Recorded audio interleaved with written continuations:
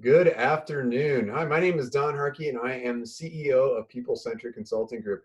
We're doing this series of videos called Surviving to Thriving, which is going to focus on helping organizations to not just survive this pandemic, but how to thrive afterwards. And I'm super excited because I've got my good friend, Brett Curry, on. Hi, Brett. Hey, what's up, Don? How How are you you? doing, man? Brett I'm is an I'm great. online marketer. Now, guess this. He is an e-commerce strategist. I think he made that up, but it's a real It's job. a real thing. It's a very real thing. E-commerce strategist, and he's a speaker. He's an excellent speaker. We've gotten to travel all the way to Boise, Idaho, and speak together at events. Right, good Uh, times. Back when we could do live events and stuff. That was you wow. remember that? It's kind of It's weird not being in front of a big crowd, but it being in is front of a crowd. it's weird. Yeah, I miss it. But first and foremost, he is an entrepreneur. Brett's passion is helping e-commerce companies grow their businesses through creative marketing efforts.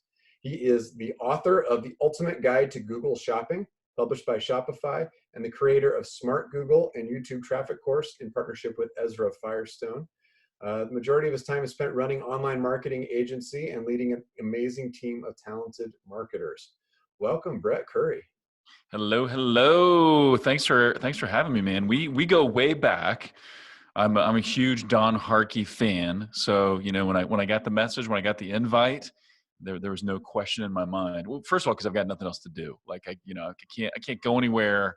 I can't leave, When I'm so knocking on the door, you can't say you're not home. I mean, I know you're yeah. home. It's like, I know you're in there. You can call just about anybody right now. They're Yeah, home. yeah. Hey, so what are you doing tonight? Well, I know you're not going anywhere. So yeah, you take my call, man. We Yeah. got to get, we were just chatting before we got live here. We talked about, well, how much time you got? Well, you got tickets tonight to something, or are you going out to Yeah. eat? Nope, not I'm doing any of that stuff right pretty sure I'm around. Yeah, my wife and I've been joking pretty regularly and just like in the morning saying, "Hey, so what are the plans tonight? Like, what do you want to do? Should we just stay in? Maybe we'll just stay in for a change and now. We're just going to hang out. We'll just just see. gonna hang out." The kids they'll just hang out with the kids. It'll be fine. It'll be nice. Do a family night. Do a family Yeah, game let's night. do it. Let's do a family night tonight. I think that's exactly what we need right now. That's what everybody's looking for. Yep. So Brett, tell me a little bit about your company and then your role as CEO. Absolutely. So I'm very privileged to get to do what I love to do. I enjoy the industry. I love my team. I love our company. And so it's one of those things that I don't take for granted. And I really am grateful for it right now as well. And so we've got a team of 38, and we focus on ads so we're a digital marketing agency serving e-commerce companies. So we focus on two key areas: the Google ads ecosystem, so Google search, shopping, display ads, and then also YouTube. YouTube has been a huge focus of our agency for the last 3 years. And then also Amazon ads. That's the other division of our company. So we help Amazon sellers grow on the Amazon platform. So we help retailers. My role as CEO, I kind of lead the team. We do have a fantastic COO in place, Sarah Edwards. Sarah, Yep. and so she does a lot of the day-to-day management and oversees the staff, and she does an amazing job. We work together on kind of the hiring and team building. But a lot of what I focus on a day-to-day basis is I still like some of the technical aspects of marketing, and I kind of view myself as a marketing visionary and a marketing strategist. And so I'm kind of looking for what's new and what's next, and where are we going to go? How do we stay innovative? How do we stay on the kind of the cutting edge of online marketing for our clients? And then I get to get out and speak and stuff. It's become one of my favorite events. Maybe it's because it was the final one before everything was shut down. Got invited to speak at the YouTube LA offices just about a month and a half ago. And so it's the old, if you saw the movie The Aviator, where Leonardo DiCaprio played Howard Hughes, this was the hangar that Howard Hughes built for his plane, the Spruce Goose. Oh, So wow. anyway, several years ago, Google bought that and converted it into a YouTube studio, and then these Google offices. And so anyway, we there's about 140 e-commerce brands that came to this event, and I was the main speaker, teaching e-commerce companies how to use YouTube. And so that's what I spent a lot of time doing. I host a podcast, write about marketing, and so and then I also work with our specialists. So I'm kind of the one asking difficult questions, trying to push the team along, make sure we're innovating and pushing things along. And then I work with some of our larger clients as well. Still get on some client calls and still working in some of the details. I don't really do day-to-day campaign management like I used to, but I'm still involved in some client relationships, especially with our YouTube clients. And yeah, so that's kind of where I'm at right now. Also try to lead by example, try to motivate the team, try to keep them inspired. Our goal is to be world class in what we do. And so try to set that standard for the team as well. And your team's had some outstanding recognition in terms of your growth and things. You want to talk a little bit about some of the recognition that you've gotten as a team? Yeah. So we a couple years ago we were one of the fastest growing Amazon ad agencies. So myself and my Amazon director Chris Tyler, we got invited out to the Amazon HQ. So did not get to meet Jeff Bezos. I think he was tied up. I don't know. He didn't return my calls, but we did get to go to yeah. What's that? He's the next session. We're going to have Jeff on. Yeah, well, I assume he'd be at least watching the webinar. So shout out. What's up, Jeff? Sorry, I missed you. But anyway, so we get to go to the Amazon HQ, which is cool. 2016, we were one of the fastest growing Google agencies. We're right now one of the top spenders with YouTube ads for agencies our size. And then this past year we were on the Inc. 5000 list for fastest growing companies.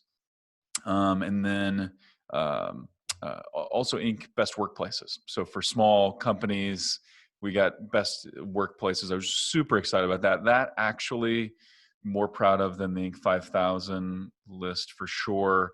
Because I think, and we learned a lot from you guys, man. You guys really helped us a lot in the early days, and still we utilize some of the things we've learned from People Centric, where we believe an engaged team, a team that's cared for and challenged, and where everybody's held accountable, and there's vulnerability and all those things.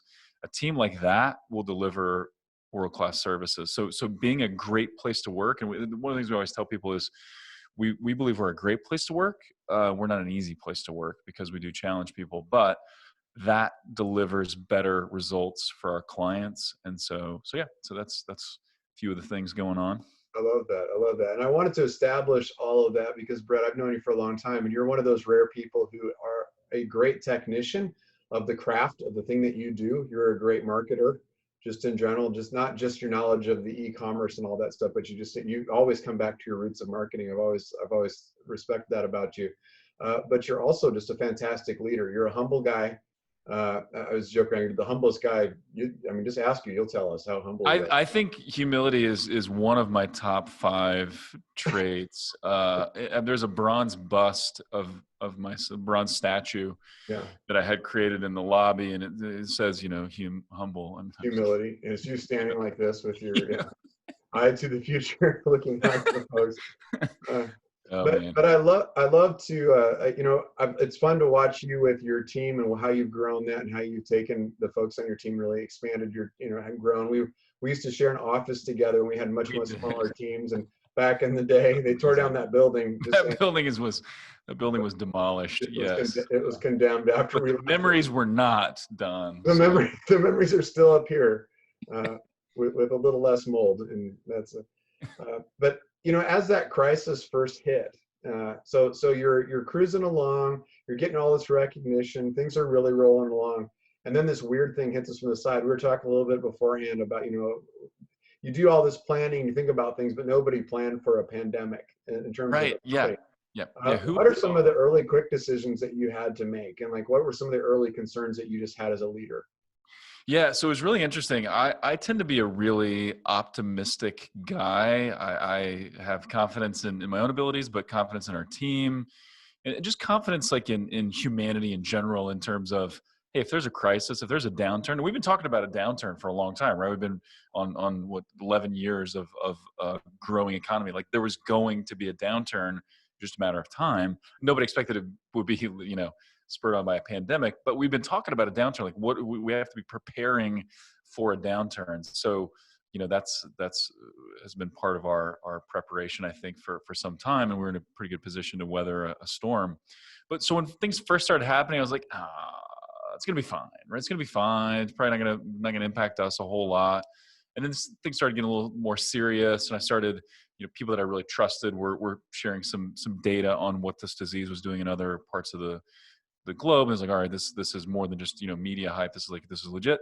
And so then we're like, well, what's going to happen to e-commerce? There was this glimmer of hope that, hey, this will likely shift buying behavior online, and it did.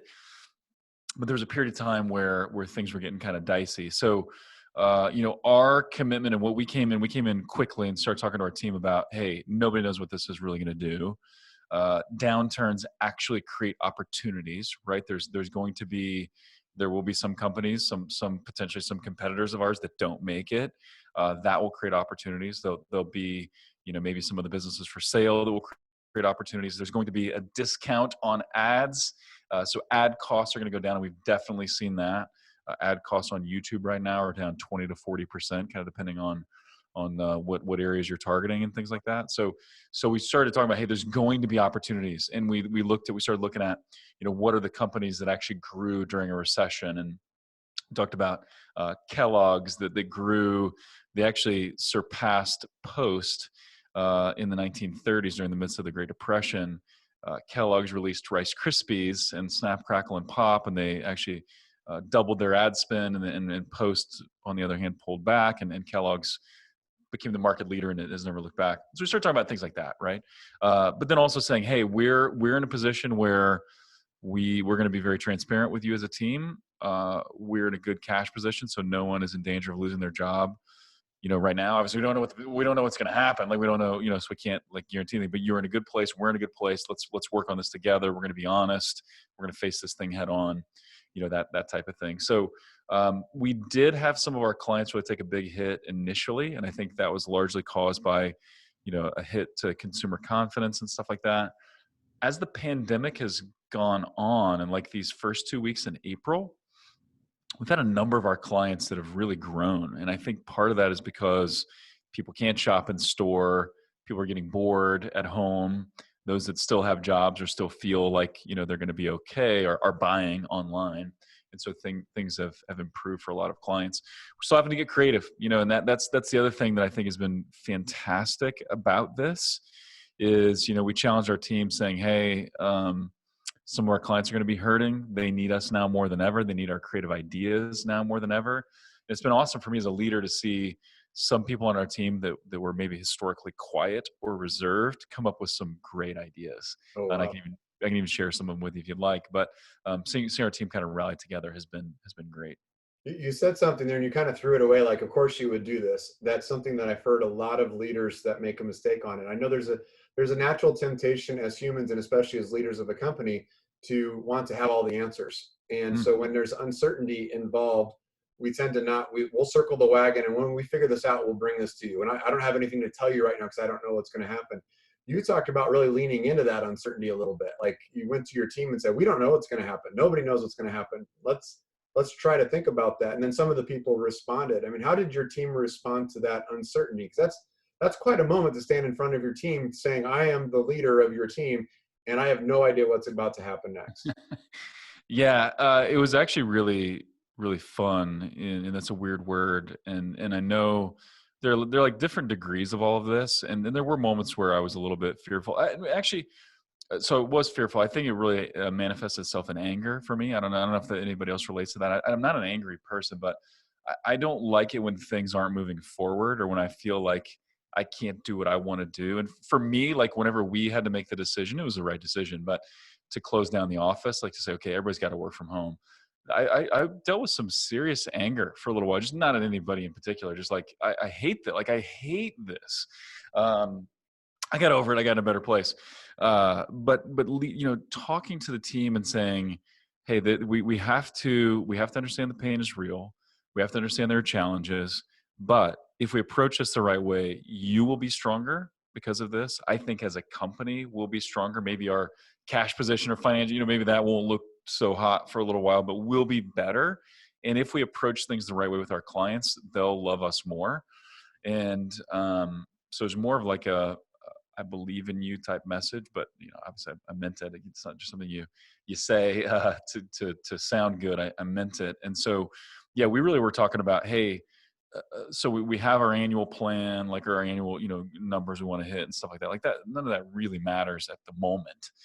Let's look at what are we going to do the next 7 days. And we have a lot of Amazon clients, so clients that sell products on Amazon. And it was like every day Amazon was sending out a new message saying, "Hey, we can't accept any of your products into our warehouses to ship because you're non-essential." And then they started saying, "Hey, because you're not essential, we're delaying delivery of your product from our warehouses to customers." It's like all these changes. And so, but what our team did, and this was so much fun, and I really credit our Amazon director, Chris Tyler, and the Amazon team for this. They just started like figuring stuff out. They're like, "Well, okay, so we can't ship to Amazon warehouses, but there's this other option called fulfill by merchant where the order comes into Amazon and then the merchant actually ships it and fulfills it." And so we just went all in, like setting up calls with clients, like, "Hey, how can we help you get set up with this?" One of our newer team members, she used to run a really large Amazon seller, so she has a lot of experience there. So we started just like calling and being a resource. And I reached out to an e-commerce network that my business partner Chris Brewer and I are in, and just said, "Hey, like, do you have any shipping resources? If someone's in a pinch, what can you do?" And so it was one of those things where the team, like the team rallied together, and we were able to present some cool things to our clients. Our clients loved it.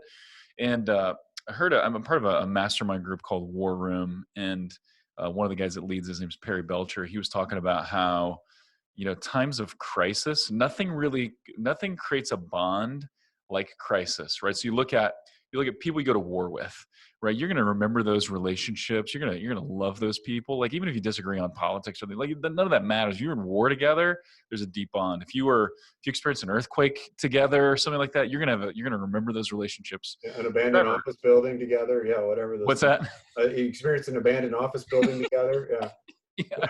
You see the collapse of your office building. It forms a lifelong bond. And so you go through times like this, and e-commerce has been less traumatic than other industries for sure, but it still creates this nice bond. And so, yeah, so it's like, hey, let's figure this out together. And I think our teams are looking for confidence, and I genuinely had it, so I was able to communicate that.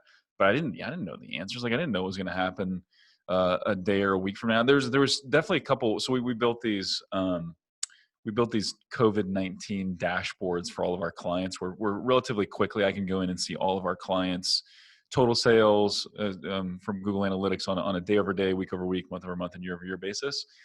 And I remember a time, it was probably 2 weeks ago, I came in on a Monday, was opening everything up on a Monday. And I don't know, I just had like this sinking feeling. I was like, this is going to be bad. This is just going to be bad. And almost none of it was. Like, I was like, whoa, this is weird. And so that was like a beginning of an uptick for a lot of clients. And so for the most part, it's held steady. We've got about 15% of our clients are down, but the rest are either up or flat. And yeah, it's been really interesting to watch, interesting to see our team respond, and interesting to watch this industry. That's encouraging. I mean, so one thing that when people say like the economy is shut down, it's not really shut down. It shifted where it's doing business a little bit. Like the place has shifted, a lot of it shifting online. But I also like that. First of all, I appreciate you being vulnerable. It's also hard to be on publicly and telling people like I'm just pissed off, and I don't know why I'm mad, but I'm just mad. Yeah, it's so, yeah. That's really that was kind of my low point. I was pissed off. Yeah, and then every now and then it still flares back up, but fortunately, I've got a good perspective, I think, overall. Yeah. We had the first person we interviewed for this series was Dr. Jennifer Baker, and She's amazing. She's fantastic. We did an interview, and we talked about how one of the things we did early on is just call people. Just, how are you doing? Are you okay? What do you need? What's going on, in your life? And just collecting information. And what I heard in my conversations were lots of conversations like that, like what you just said, like I'm angry or I'm upset or whatever. And hearing a bunch of them in rapid succession from each other, it started to hit me. I'm like, this sounds like grief. This sounds like what people go through to lose something. Different stages of grief. Yeah, exactly. Stages of like anger, the depression, the denial, all those things. Like, I don't think it's going to be. I mean, I talked to one person like a week before everything was shut down. Like, this isn't going anywhere. It's just blown out of proportion. And I mean, exactly. You're like, no, I don't know if that's completely true. But yeah, and so we're all grieving, and we have to figure out how to go through that grief process. And I mean, some people are grieving literally the loss of people. But some of us have been fortunate enough to not grieve that, but you still grieve the Yes. loss of a plan or momentum, or Right. we worked really hard on this strategic plan and now we have to change it. We have these goals and strategies we're going to put into place. Uh, I mean, how has your team been able to pivot so quickly to looking at it and saying we can take on Amazon and question what they're telling us, Mhm. not as a partner with them and work with our customers to help them to be successful, even rather than just saying, well, we'll just wait till this is over with. Yeah, yeah, yeah. So let me answer a couple things and comment on a couple things. I think, one thing we need to do as leaders is understand that it's okay if I'm a little bit pissed off. It's actually okay if I'm a little bit afraid because I don't know what's going to happen next. It's okay that I'm experiencing these things, but also understanding that as a leader, you don't have the luxury of staying there, right? Your people need you, your customers and clients need you. So feel those emotions, sit in it for a little bit, and then get your stuff together, Yep. and move forward. And I think I love the practice of just being grateful. And I will admit too, like it's easier for me because the e-commerce industry has been impacted far less severely than others. So I'm not ignoring that. Or not unaware of that, but being grateful. I think shifting your focus to if we have this complaint mindset, right, where we're like, hey, why is this person doing that? Or why is the government doing this or that? Like it kind of breeds helplessness and you get stuck. Whereas if you shift to what you and Jennifer Baker did, where you're like, let me call people and let me take action. And so if we shift our mindset to say, I'm in this time, in this role for a purpose. So I'm going to pour into my people. I'm going to bring out the best in them. I'm going to focus on solving those problems. Like focus on what you can control. You can't control when the government's going to open things up, or you can't control the spread of the virus, or you can't control any of that. So don't even try. Right? Be grateful. Pour into your team. Focus on what you can do.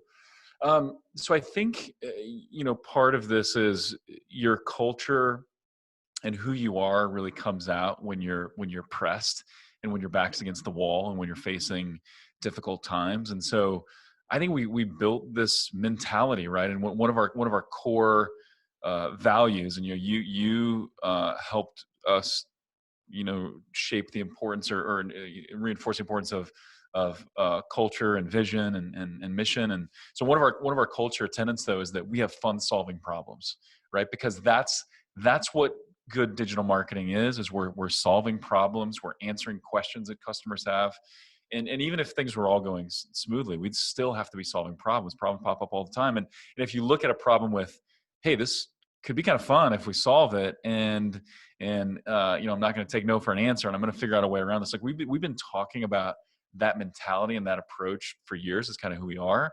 And so I think we kind of hire for that. We talk about that in the beginning stages. So I think it was pretty easy for that to just come out in our people. And you know, I showed confidence. Our other leadership team, Sarah and Chris, showed confidence. Like I think we did a lot of the right things, and then our team just stepped up. I love that. I think a lot of companies are experiencing both the strengths and weaknesses in their culture right now. Yes. Whatever the strengths are really magnifying themselves, and whatever some of the challenges are really magnifying themselves too.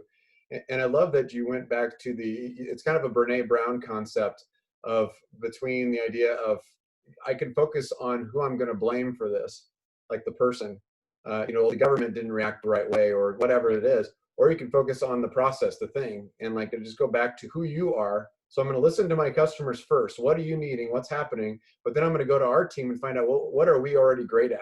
Who are we already good at? And for your team, it was like our customers have a problem because Amazon's not accepting their stuff here and they're shipping that late. We just solve a problem. We're good at solving problems, and then it unleashes your team to be able to solve it. But looking past all that fear and still recognizing it and feeling it, right? You have to do both. You have to recognize the fear and the feelings that are hitting your team, but then at the same time going back to saying, but what are we going to do? How can we take our team out for a spin on this?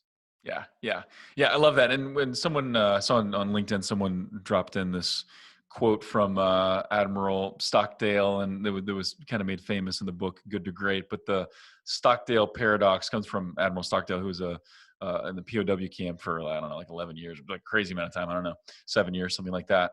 And he said, the what you have to do in times of crisis is be willing to be. And I'm gonna kind of paraphrase this, but be willing to face like the darkest areas and not deny that you're in a really bad space. So face the brutal facts of your reality, but never lose hope that you're going to be good in the end. Yeah. And so it's better. Like there's this false optimism that, or this denial, like you talked about. And honestly, I had some denial in the beginning too, where it's like, oh, this is going to be nothing. Like it's not going to impact anything. It'll all be fine. Okay, that's denial. Being the Stockdale principle is, hey, this could get nasty, but we're not going to lose hope. Like we're gonna persevere. We're gonna find a way.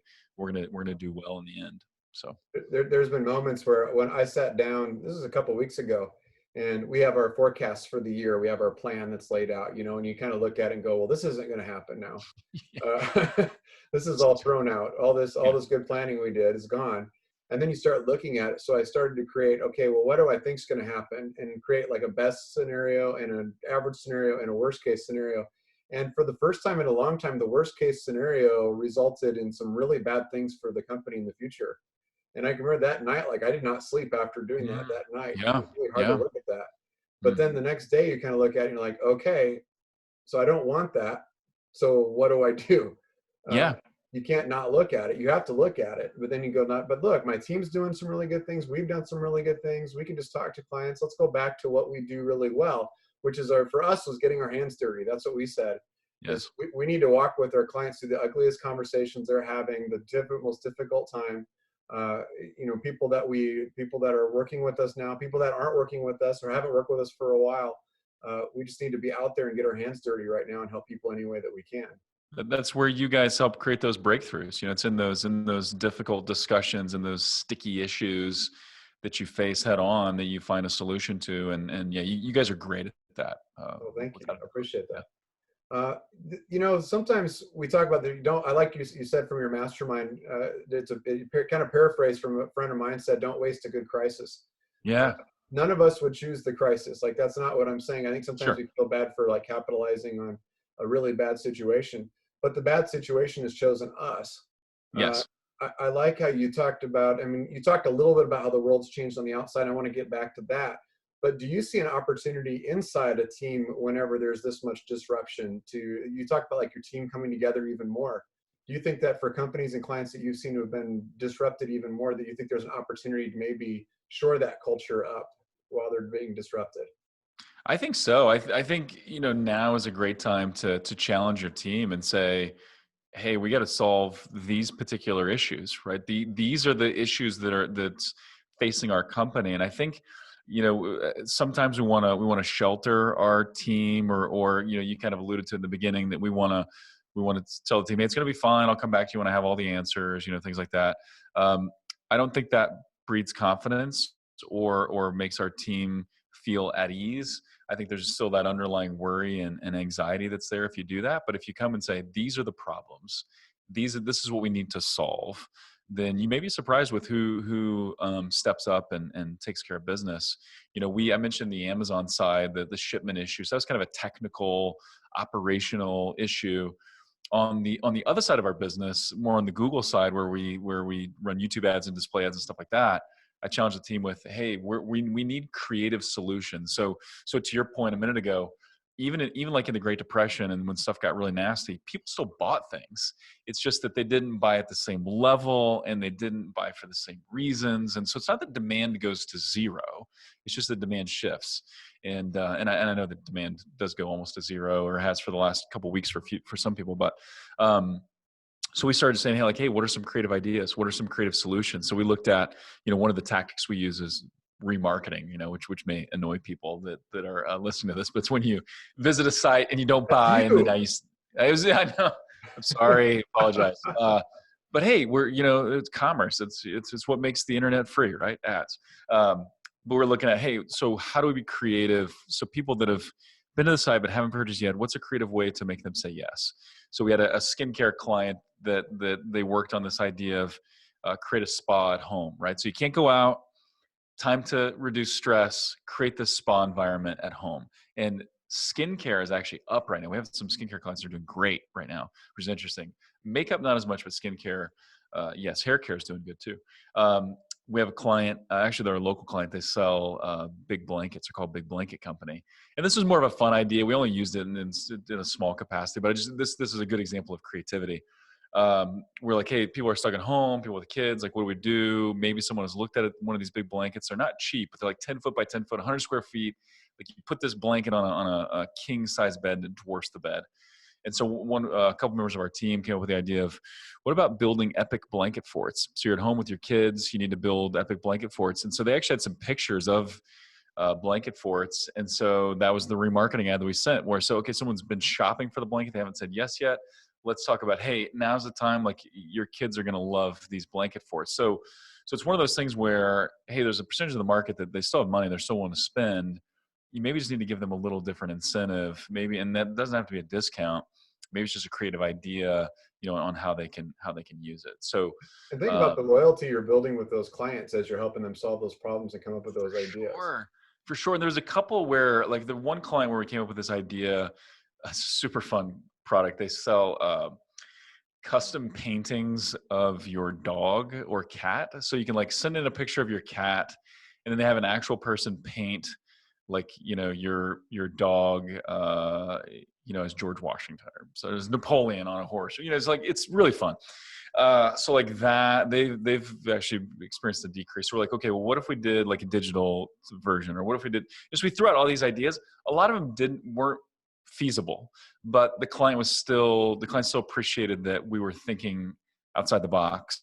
And I hate that word, but we were thinking creatively and bringing those creative solutions to them. And they still love that. Yeah, I like that. It goes back, it reinforces that point you made before about inside not having the answer. Sometimes even with your clients, as you're working with them, just walking with them, there might not be an answer that's out there that works for them, but just being with them is the relationship. It shows the empathy, it's the connection, and that leads to long-term plan. Absolutely. So let's shift a little bit to the world, the whole world. The whole world. Great. Yeah. The whole world. Yep. The whole world. What do you think is not going to, some stuff has changed. A lot of stuff has changed. We're staying home a lot more than we used to.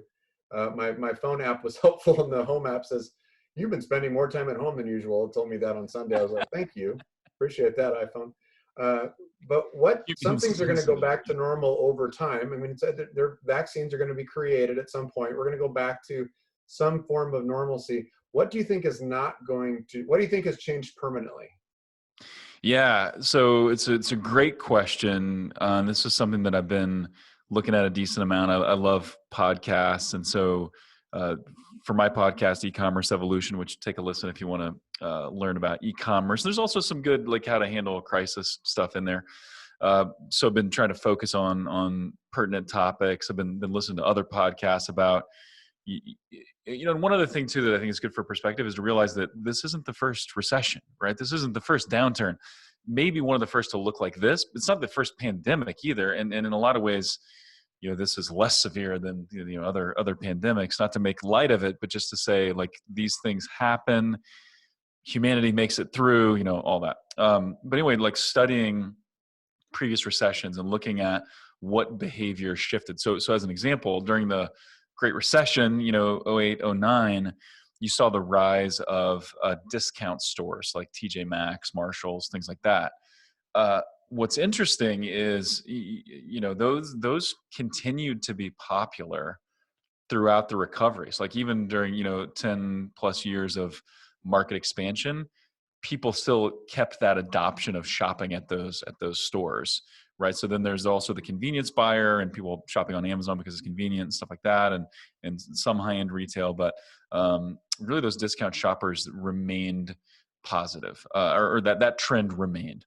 I think now what you'll likely see is, and this will be interesting to watch, but I think there'll be more adoption, things like grocery delivery and curbside pickup. That was already on a pretty fast growth track. I think this just sped it up. I guess the only drawback is right now, because so many people are forced to use that experience, that the experience isn't that great, right? You're not getting the normal solid experience that Walmart or other people could possibly deliver with their curbside or delivery services. So that may detract it, but I think you'll see increases there. I think you're going to see a lot of people that that are started ordering online some of their products for the first time, they're going to continue to do that. I think you're going to need to see some brick and mortar retail, some small local brick and mortar retail.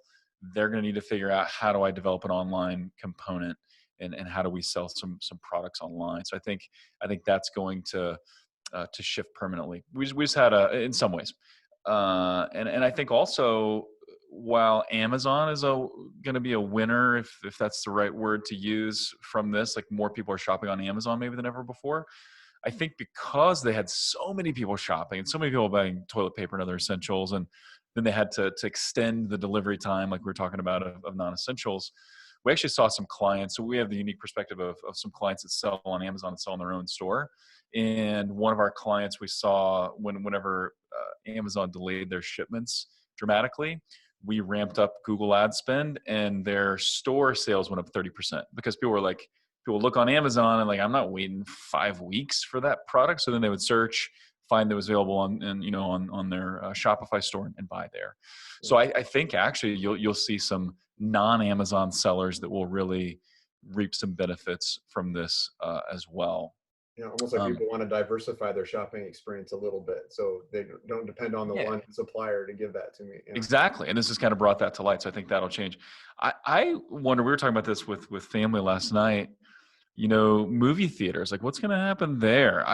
And I'm more the optimist. Like, I'd go to a movie theater if it was open tomorrow. If like we could keep some normal social distancing, I would totally go. But I think that's going to look different. I love how some of the film companies and Pixar did the early release of Onward. I think I saw the movie; it's fantastic, but they did an early release of that. I could see, what if the film industry says, hey, what if we started doing early releases? What if this just went straight to digital? Like, how can we monetize that and shift that? I think there's going to be maybe more work from home going on now.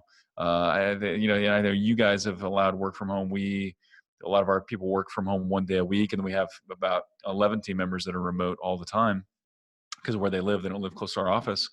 I think that could change a little bit. I think there'll be more meetings going to Zoom or Google Hangouts or whatever. And so I think that will shift. And one other thing kind of to keep in mind right now as well is that customer loyalty, brand loyalty, really goes down during a crisis or during a downturn, where it's not that we become cold or callous, but it's like, I'm open to trying something new. And if I can't be choosy and pay a premium for this thing when I can maybe get something just as good and save a little money, whatever. People are open to new experiences now too. So I don't know, beyond that, what's going to change. I don't know. I think the restaurant industry is going to have to get kind of creative. I think we'll see, unfortunately, maybe some of our favorite local restaurants not weather the storm, which breaks my heart. So I think there'll be maybe some restaurant innovations. How do you keep revenue up when you have to reduce seating capacity and shift some of those things? So I think there'll be some changes there as well. What do you think? I'd be curious. I'd like to know your predictions on what's going to change. Well, I love some of the things that you talked about. One of the things I think has been really interesting is when teams have gone all electronic and have gone all remote. Some people are they're really engaging tools like Microsoft Teams or Slack, or they're engaging like the online video chats and things like that. And they said it actually feels like their team's almost closer together than they were in the office. And when we're watching it, they say maybe we should just keep doing the video instead of meeting in person. And I think that's a misunderstanding of what's actually happening. I think what's actually happening is that they're seeing a benefit of deliberate communication. Yes. Yes. Yes. And I think if we recognize that and realize what this forced us to do, that it's not that we're on video, it's that I can't just casually look over my shoulder and say something to you. I have to pull everybody together. I have to have a reason for it. And I hope people pick up on what caused that. Yeah, totally agree. And yeah, your team, your coworkers are becoming more important now, probably than ever before. Some connections being made there. Yeah, but it's not that the secret sauce is not the technology, right? That's just what's enabling it. It's the fact that good communication is taking place. Yeah, totally agree. I also think that we're kind of shifting, and this was a generational talk we gave at our leadership mastermind a few months ago, and we talked about Gen Z. Our generation is Gen X, and Gen X was first introduced to the internet and the online and the e-store, but we also still remember the live, interactions, right? The millennials were the first ones to see those two things kind of merge together and say, okay, I see both and I fully embrace both. Gen Zs are the first ones that there is no two separate things. It's all one thing. And Right. I think one thing that's created for this is we talk about, well, I mean, we have one client that, 4 weeks ago was like, I don't want to do stuff online. We're not going to really do stuff online. And now he's doing stuff online all the time and he's Got to. embraced it. I don't think people are going to say, well, this is impersonal. We're just people. We're just happen to be leveraging Yes. technology right now. Yes. I Yeah, mean, I love that, and that is a really good point to make. And I know I'm using commerce and retail as the example. That's just my main point of reference. Yeah, younger generation, so like younger millennials and Gen Z for sure. They don't really think about e-commerce. Like they just think about commerce. I'm commerce. buying stuff, but this is how I do it. I'm shopping on Instagram, and then I'm buying on Amazon. Or I'm popping over to a Shopify store. Like that's just the way I buy. I'm not thinking it's not e-commerce versus in-store retail. Like they don't that's not a thought process to them. So yeah, I actually love that. I think, and that's another potential positive of this is it's forcing us to get out of our paradigms and forcing us to get out of our comfort zone to say, okay, I'm embracing technology, but then to your point, I'm seeing technology only as a tool. And so now I'm forming meaningful connections and I'm making shopping easier and all these things. I'm using technology to be more human and connect, Yeah. Brett, well, dude, man, you hit this out of the park. You talked about, I kind of had in mind for where I wanted to go with this in terms of conversation with you, and you went there and beyond with, and I thought it was fantastic just in terms of being able to see how a really good, effective leader of a very successful company leads his team through the crisis. And I hope you heard some of the things that he talked about of just being vulnerable, not having the answers, being okay to be angry or fearful, but then going back to who you are, listening to your customers, and ultimately going back to humanizing the whole experience, empathizing it. We're leveraging a lot of technology now. And for a guy that sells a lot of stuff online, he still is very much a people person. And it comes down to those human interactions and connections with brands and things like that. But as just any parting words of advice to anybody here who's leading a company or inside of a company right now and just not sure what to do next. Yeah, I think one of the things for me, and we talked about, kind of shifting from the complaining mindset and the, what can I control versus what I can't control. So go all in, nearly 100% on what you can control. I think the other thing for me is looking at, okay, how can I emerge better than I was before at the end of this? And because if I do that as a leader, I'm going to make the whole team better. I'm going to make my company better and customers better and stuff. So we kind of got to, I think there's nothing wrong with a little Netflix binging and watching. And we're planning a movie night tonight, when we record this. But a while back, we're like, man, I want to slow down on streaming, and I'm just going to read. There's things I want to read. I want to dig in. I want to study. We've actually been blessed with this opportunity to create right now. We've got a little bit of bandwidth and some margin maybe in our lives to create. So what can I learn? What can I create? What can I do that maybe I didn't have the time for before? I was making excuses to not get done before. So think about this where, how can I come out better? How can I really grow? How can I accelerate my growth during this time? And don't do it for yourself only. Obviously do it for yourself because you enjoy it. It's going to be fun, but do it for your team, do it for your customers, do it for your family. So think about, like you talked about, don't waste a crisis. Don't waste this time. You can learn some amazing things. You can create some amazing things. And this could be something you look back on with fondness in some ways, Yeah. That is fantastic advice, Brett. I really appreciate it. Brett is a brilliant marketer. He's agreed. He's made some great videos with his partner, Chris Brewer, is also a friend of mine. We're going to link to that too, of how you can market in a crisis. He's given us permission to shoot that out too. So we'll share that also with you. And then I invite you to check out his podcast as well. He's got some great stuff on there. Brett, man, I sure appreciate you being on this. Yeah. Thanks, Don. Thanks for the invite, man. This was a lot of fun. Yeah, a lot of fun. Yeah, appreciate it. And thank you all for joining us, and we'll see you next time.